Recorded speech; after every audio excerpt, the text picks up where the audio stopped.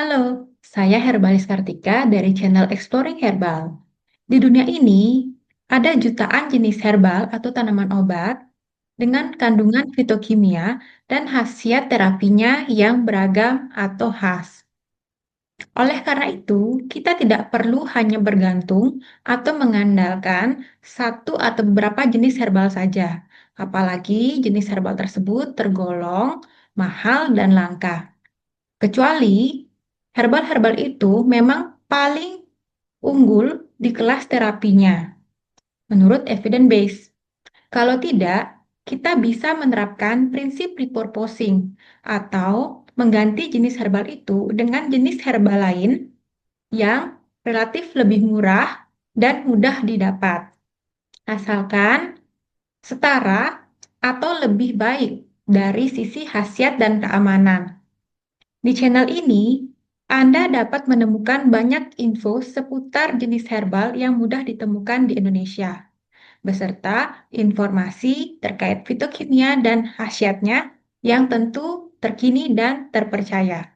Semoga dapat menambah wawasan dan membantu Anda untuk menemukan alternatif terapi alami yang cocok untuk Anda. Selamat menyimak!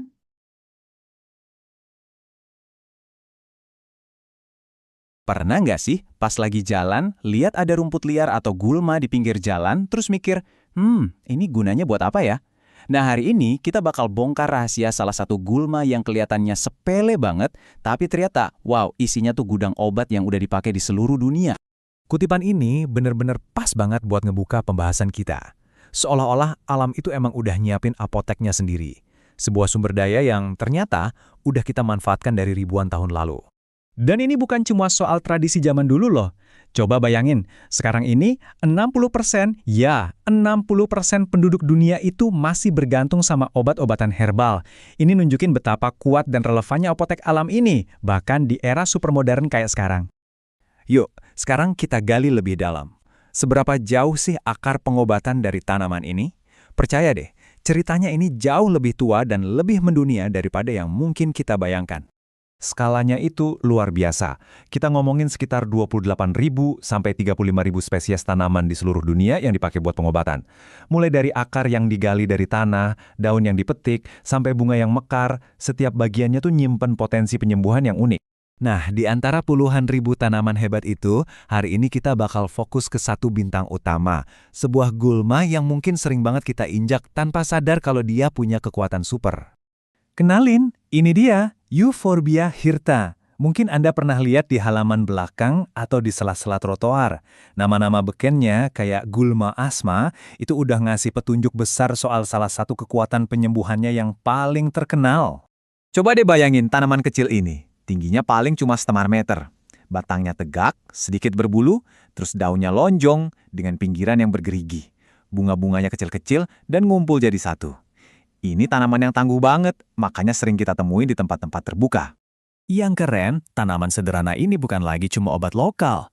Yuk kita lihat gimana reputasinya udah menyebar ke seluruh dunia sampai menarik perhatian para peneliti dari berbagai benua. Dan penyebarannya ini benar-benar global. Penelitian soal potensi Euphorbia hirta tuh nggak cuma di satu tempat, tapi menyebar dari India dan Pakistan sampai ke Nigeria dan Tiongkok. Ini benar-benar jadi bukti statusnya sebagai tanaman obat yang penting secara internasional. Dan ini bukan cuma soal geografis. Minat para ilmuwan sama tanaman ini, wah, meledak banget dalam 10 tahun terakhir. Jumlah publikasi penelitiannya naik drastis. Kelihatannya, sains modern akhirnya mulai ngejar dan membuktikan apa yang para penyembuh tradisional udah tahu dari berabad-abad yang lalu. Oke, terus bagian mana sih yang paling berkhasiat? Nah, ini yang menarik. Ternyata, sebagian besar penelitian dan penggunaan tradisional itu melibatkan seluruh tanamannya. Akar, batang, daun, sama bunganya. Kayaknya ada kepercayaan kuno gitu ya, bahwa kekuatan penyembuhan terbesar itu datang dari kombinasi sinergis semua bagian yang bekerja sama. Terus gimana caranya para ilmuwan ngebuka rahasia di dalam tanaman ini? Nah, mereka sering banget pakai metanol. Anggap aja metanol ini kayak magnet super kuat yang bisa narik keluar senyawa-senyawa penyembuh paling berharga dari dalam tanaman, supaya bisa dipelajari lebih dalam. Sementara di lab para ilmuwan pakai metanol, dalam praktek tradisional caranya jauh lebih simpel. Direbus. Ya, ini teknik kuno yang udah teruji waktu. Cukup dengan merebus tanamannya buat ngelepasin semua khasiatnya ke dalam air. Simple tapi efektif. Oke, kita udah lihat gimana dan di mana tanaman ini digunakan. Sekarang, pertanyaan terbesarnya, kenapa tanaman ini bisa begitu berkhasiat? Yuk, kita bedah rahasia kimia yang tersembunyi di dalamnya. Jawabannya ada pada fitokimia, senyawa kimia alami yang diproduksi sama tanaman. Anggap aja Euphorbia hirta ini kayak pasukan kimia yang super canggih, di mana setiap senyawanya punya tugas khusus buat melindungi dan menyembuhkan. Nah, kenalan dulu yuk sama salah satu pemain utamanya, quercetin. Ini adalah molekul flavonoid yang melimpah banget di dalam tanaman ini. Dan struktur yang rumit inilah yang jadi salah satu kunci kekuatan penyembuhannya di tingkat sel.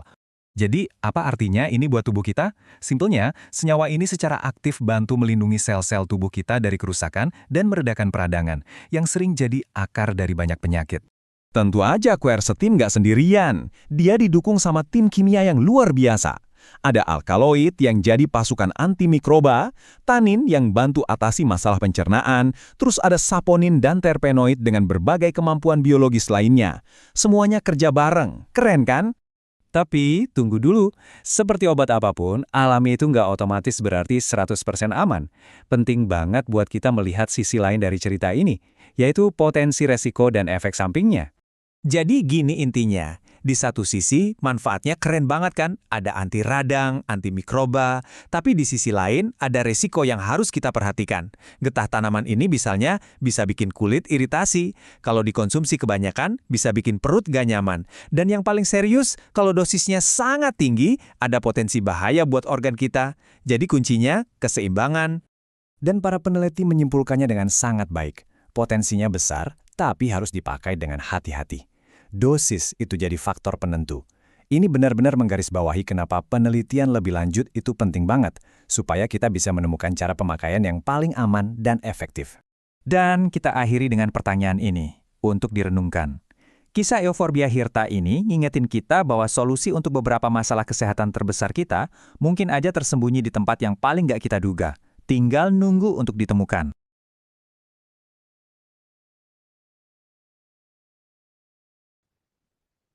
Terima kasih sudah menonton video ini sampai akhir. Kalau channel ini bermanfaat untuk Anda, jangan lupa klik like dan subscribe, serta aktifkan lonceng notifikasi. Anda juga dapat memberikan saran untuk konten video-video berikutnya di channel ini melalui kolom komentar. Sampai jumpa di video berikutnya.